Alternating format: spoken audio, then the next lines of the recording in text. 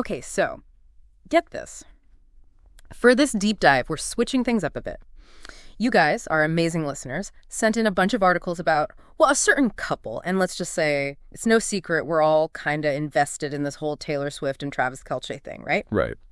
So we've got Harper's Bazaar, Elle, E! Online. Yeah. Like, everyone's talking about them. So what's the real deal here? What's actually going on? Well, I think what's really interesting about this whole thing is that it's not just about two famous people dating. It's bigger than that. It's cultural. You know what I mean? Music, sports, and how all that mixes together with social media and everything. Yeah. And they're not exactly being low-key about it. There's an article here. I think it's from, hold on.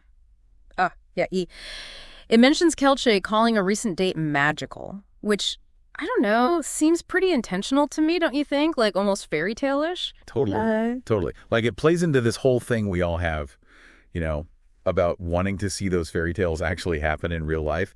And the fact that it's happening with Taylor Swift's music as the soundtrack, because her music is all about romance and love and all that. It adds a whole other level. It's interesting. It really is. But here's the thing. They're having these very public dates. Some of these articles mention places like, Teresi and NYC, but then they also keep talking about how much Taylor and Travis just love, the simple things, just going out to eat together. Right. And that's what's so fascinating to me. It's not just about extravagance, like you were saying. Yeah. It feels relatable. It's remember that whole stars, they're just like us thing? Yeah.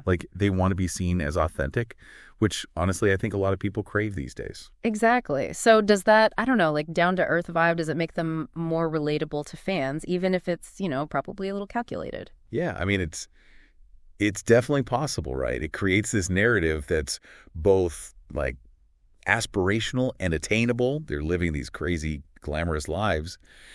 But then they also enjoy the same stuff everyone else does, It's powerful. Absolutely. I think it'll be super interesting to see how this all plays out, especially with all the, media attention and everything. For sure. And it makes you think, can a genuine connection even exist with that level of fame? Yeah. And does all that attention shape the relationship?